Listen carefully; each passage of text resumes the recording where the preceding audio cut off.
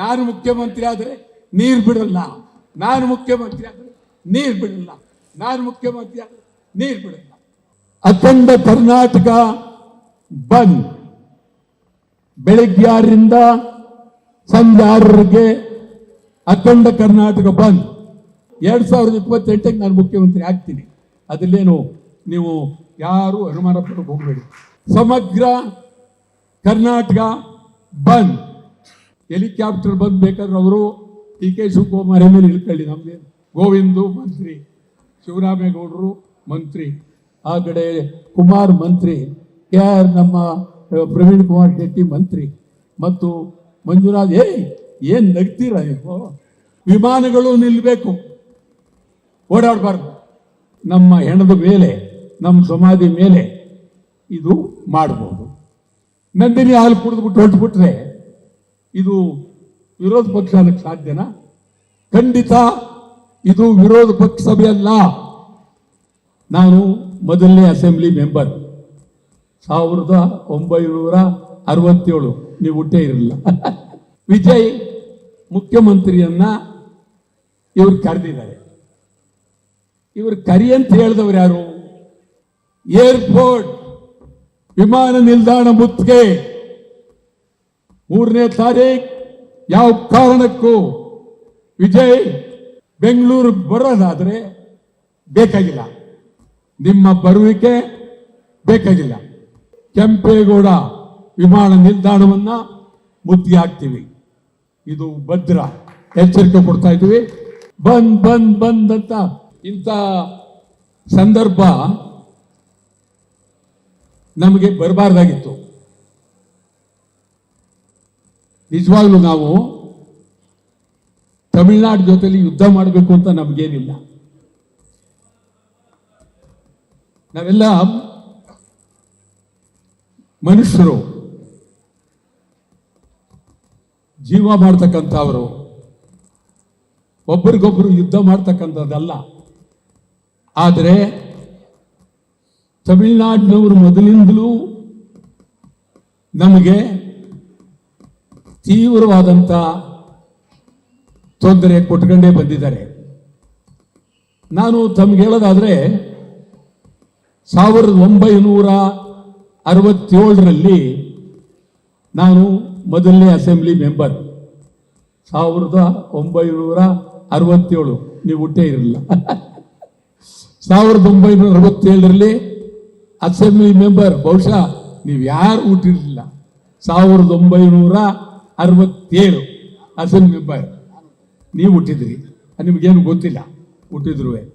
ಆಮೇಲೆ ನಿಜಲಿಂಗಪ್ಪನವರು ಅಧ್ಯಕ್ಷರು, ಮುಖ್ಯಮಂತ್ರಿ ಆ ದಿನಗಳು. ಆವಾಗ ಕರುಣಾನಿಧಿಯವರು ಬೆಂಗಳೂರು ಬಂದು ಮಾತುಕತೆ ಆಡಿ ನಿಜಲಿಂಗಪ್ಪನವ್ರ ಜೊತೆಯಲ್ಲಿ, ವೀರೇಂದ್ರ ಪಾಟೀಲ್ ಜೊತೆಯಲ್ಲಿ, ರಾಮಕೃಷ್ಣ ಹೆಗಡೆಯವ್ರ ಜೊತೆಯಲ್ಲಿ ಪ್ರತಿ ಸಾರಿ ಮಾತನಾಡಿ ಪ್ರೀತಿಯಿಂದ, ಅಭಿಮಾನದಿಂದ ತೀರ್ಮಾನ ತಗೊಳ್ತಾ ಇದ್ರು. ಅದಾದ ಮೇಲೆ ಬಹಳ ಒತ್ತಡ ಮಾಡಿ ತಮಿಳುನಾಡಿನವರು, ಇದು ಮಾತುಕತೆ ಪ್ರಶ್ನೆ ಅಲ್ಲ, ಇದಕ್ಕೆ ನಿರ್ವಹಣಾ ಸಮಿತಿ ಮಾಡಲೇಬೇಕು ಅಂತೇಳಿ ತೀವ್ರ ಹಠ ಮಾಡಿದ್ರು. ಕೊನೆಯದಾಗಿ ಕರುಣಾನಿಧಿ ಜೆ.ಎಚ್. ಪಟೇಲ್ರ ಕಾಲದಲ್ಲೂ ಬಂದಿದ್ರು ಬಹಳ ಇದರಲ್ಲಿ. ಈ ಪರಿಸ್ಥಿತಿಯಲ್ಲಿ ಇವತ್ತು ಕರ್ನಾಟಕ ರಾಜ್ಯದಲ್ಲಿ ಕೃಷ್ಣರಾಜ ಸಾಗರದಲ್ಲಿ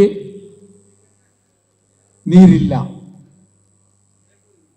ನಮ್ಮ ರಾಜ್ಯದ ಮುಖ್ಯಮಂತ್ರಿ ಡಿ ಕೆ ಶಿವಕುಮಾರ್ ಹೇಳಿದ್ದಾರೆ, ಖಂಡಿತ ಕುಡಿಯೋಕೆ ನೀರು ಮಾತ್ರ ಸಾಕು, ಯಾರು ಬೆಳೆಗಳಿಗೆ ನೀರು ತಗೊಳ್ಬೇಡಿ ಅಂತ ಹೇಳಿ ನಮ್ಮ ಬೆಳೆಗೆ, ನಮ್ಮ ರಾಜ್ಯದ ಬೆಳೆಗೆ, ನಮ್ಮ ರಾಜ್ಯದ ರೈತರಿಗೆ ನಮ್ಮ ಮುಖ್ಯಮಂತ್ರಿಯೇ ಹೇಳಿದ್ದಾರೆ.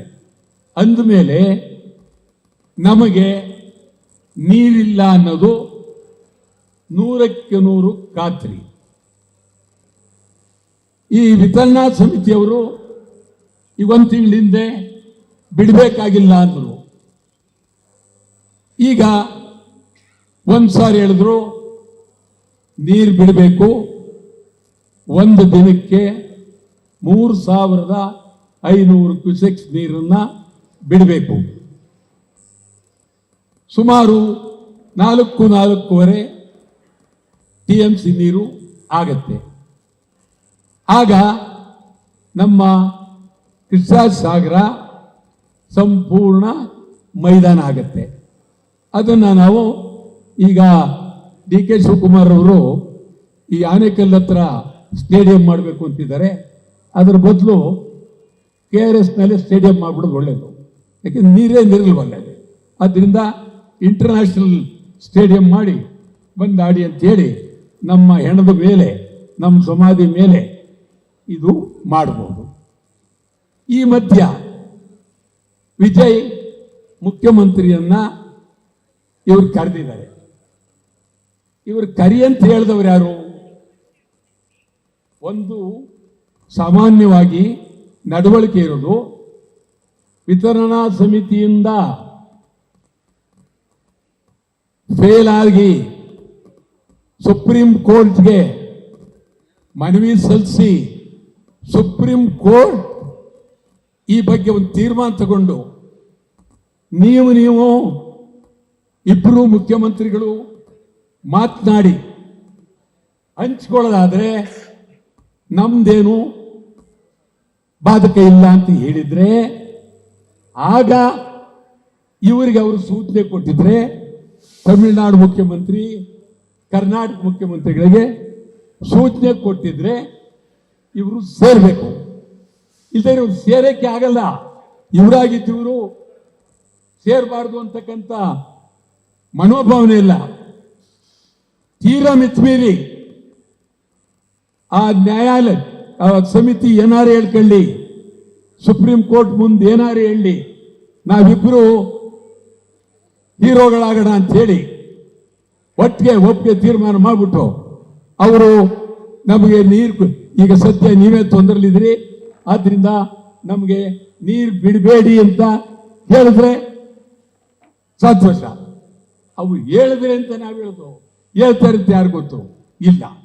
ಈ ದೃಷ್ಟಿಯಲ್ಲಿ ಇದುವರೆಗೂ ಅಜೆಂಡಾ ಇರಲಿಲ್ಲ. ಏನು ತಮಿಳುನಾಡು ಮುಖ್ಯಮಂತ್ರಿ ನೀವು ಏನಂತ ಮಾತಾಡ್ತಾ ಇದ್ದೀರಿ? ಅಜೆಂಡಾ ಏನು ಇರಲಿಲ್ಲ. ವಿರೋಧ ಪಕ್ಷಗಳ ಸಭೆಯನ್ನು ಕರೆದಿದ್ದೀರಿ. ಇದು ಬಹಳ ಗಂಭೀರವಾಗಿ ಈ ಮಾತು ಹೇಳ್ತಾ ಇದ್ದೀನಿ.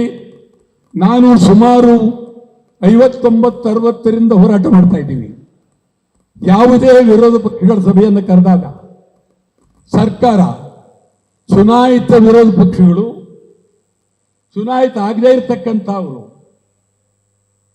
ಹೊರಗಡೆ ಇರ್ತಕ್ಕಂಥ ಕಮ್ಯುನಿಸ್ಟ್ ಪಾರ್ಟಿ ಲೆಫ್ಟ್ ರೈಟ್ ಇಬ್ಬರು ಅವರನ್ನ, ರೈತ ಸಂಘದವ್ರನ್ನ, ಕನ್ನಡ ಚಳವಳಿಯವ್ರನ್ನ ಎಲ್ಲರನ್ನೂ ಕರೆದು ಆಗ ಅದಕ್ಕೆ ವಿರೋಧ ಪಕ್ಷದ ಸಭೆ ಎತ್ತಿತ್ತು. ಇದೇನಿತ್ತು? ಬಿಜೆಪಿ ಕಾಂಗ್ರೆಸ್ ಸಭೆ. ಇದು ವಿರೋಧ ಪಕ್ಷ ಅಲ್ಲ. BJP, JDS, Congress. ನೀವು ಕನ್ನಡ ಪರ ಸಂಘಟನೆಗಳು ಕರೀಲಿಲ್ಲ, ರೈತ ಸಂಘಟನೆಗಳು ಕರೀಲಿಲ್ಲ. ಯಾವುದು